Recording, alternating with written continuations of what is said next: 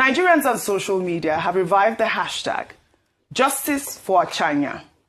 In the wake of the 7th anniversary of the death of Ochanya Elizabeth Ogbanje, the 13-year-old schoolgirl from Benue State who died on October 17, 2018, after allegedly suffering years of sexual assault that left her with viscovaginal fistula, a severe medical condition.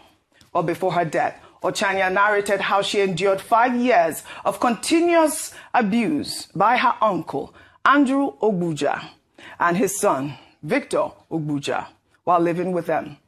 When I was 5 years old, I went to my mother's sister's house to school because there was no school in my village.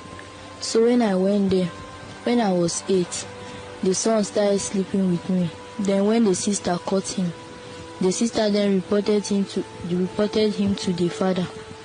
Then the father scolded at him, and that was when the father started. So September, when I went to school, I was not feeling fine, so I came back home. I went to Federal Medical Center in Makurdi here. I spent 2 months and 5 days there, so they discharged us. When I now came home, then that was when I told my mother that when I was in my uncle's house, my uncle and his son, they were sleeping with me. Oh, may your soul continue to rest in peace. Despite that video evidence, the Benue State High Court in April 2022 acquitted her uncle, Andrew Ogbanje, of rape and causing her death, citing lack of DNA evidence and contradictory autopsy reports. However, on the same day, the Federal High Court convicted his wife for negligence and sentenced her to 5 months in prison for failing to protect the child. Her son, Victor Ogbanje, reportedly fled before arrest and remains at large and is set to be pursuing a music career in Lagos. The Benue State High Court has officially reopened the case following renewed public pressure and a Change.org petition with over 10,000 signatures and celebrity involvement. The Benue State Ministry of Justice confirmed the case had been reopened, citing fresh applications filed by government prosecutors based on new grounds and renewed evidence. Viscovaginal fistula, we know what it is. It's an abnormal opening between the bladder and vagina, causing uncontrollable urine leakage. While most cases develop from prolonged labor without skilled medical care, tragic instances like Ochanya's case can result from sexual violence and repeated physical trauma. I wanted to just highlight really what she suffered for months in a hospital before her passing. I mean, the police or the autopsy report had revealed that she might have died from natural causes. I think that's one of the reasons that they said that they acquitted her uncle. But what about the son, who they say is at large at this moment in Lagos, pursuing a music career? I believe that you, before the segment, you interviewed her older brother. Please, your thoughts on this story. Okay. So, thank you. And Oji, this is such an emotive story, and it's very difficult to not take, to not feel the pain that Ochanya and her family must have gone through in the last few years. And I'm glad that finally, hopefully, justice will be served in this case, because a lot of people tried, I must say, when this case first came to public light. Now, the brother has said that there was a lot of intimidation and threats to the family when they tried to seek justice in the courts. We've also seen now that, thankfully, the Benue State government has reopened the case based on fresh evidence and, of course, responding to public advocacy.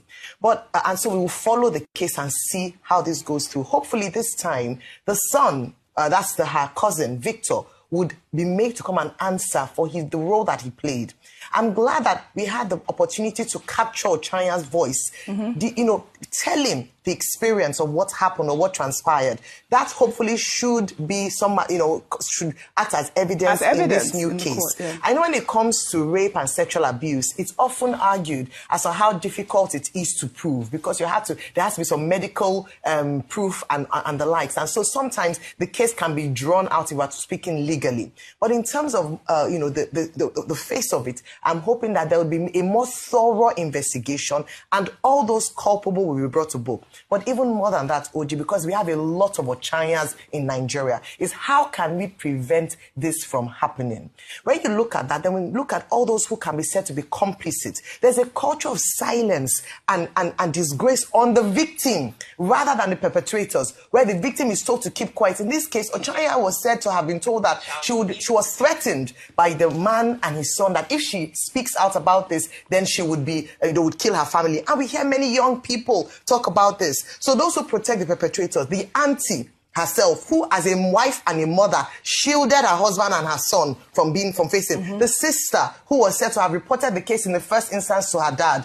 Neighbors who might have observed something but chose to look away. OJ, we see this a lot of times happening. In other parts of the world, we see responsibility by neighbors who call the attention of police and security operatives when they notice something onto what's happening with their neighbors. Why did the neighbors keep quiet? The schools. If you are a school and you notice a difference in a child coming to school, you should raise an alarm. Relatives, other religious institutions. The man is a knight of a religious organization. I'm glad that they've now come out to say that he's been suspended. But why didn't they take action before this renewed call was made? He remained a knight until 7 years later when the justice for Ochanya came out. The police and other those complices. It reminds me finally of the case that happened in Lagos, and I keep bringing it because this is where justice was served. Yes. In the case of Adegboye Adeneko, who defiled a 2-year-old in his school. He was a supervisor in the school. And because of the Lagos State Special Offences Court, he was able to be brought to book, and the school tried to protect him. And this is why I said that those who are complicit should also answer for this. There are many Ochanyas in Nigeria. I hope and I pray that we will not fail our next generation of both girls and boys by taking action and ensuring that justice is served. Dr. Abati, 2 questions, please. I know you want to add your comment.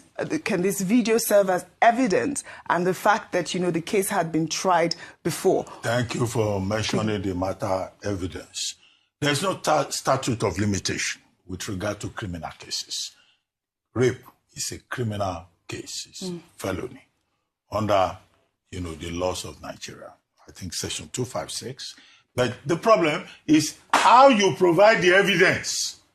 The Edward Ogbanje, I think that's the Andrew Ogbanje. He was able to escape because they said the case could not be proven beyond reasonable doubt. For more than 20 years, civil society groups have been arguing that that section of the Evidence Act has to be reviewed because the Evidence Act in Nigeria, with regard to rape, talks about proof. Yes. And the proof is so embarrassing. They will have to say you come and prove penetration, that the person escaped into the internal anatomy of the female Homo sapien beyond the labia majora. Who is going to prove that? How are you going to prove that? Section 211 of the Evidence Act also says, look, the accused person can interrogate the victim to defend her conduct. Yes. Not to say that she's the one who has been enticing them. That's the madness that you have in the law. We have to take a second look at that. We have to take a second look at how to enforce the Violence Against Persons Prohibition Act. We have to take a look at the Child Rights Act and its proper enforcement. It's because all of that, you know, is not in place. That's why you will have the criminals, the accused persons, that's the proper word. That's the man himself and the son. That's why they could escape. And it's the woman that will get the lighter sentence of 5 months that she was negligent. No child, no daughter, no young girl should be abused in this country. Well said. Nobody should be subjected to sexual violence. Well said. And that is the point that we should make. Well so the state can revisit the matter. There's no statute of limitation with criminal matters. And I was telling the gentleman that came on the program, John Ahmed, that the family too can sue for damages. All right. Very well said, Dr. After all, they are the ones who have lost their loved ones. Very well said. While the rapists are walking free. Thank you for that. Well, I hope that this case will set a precedence for the justice system on how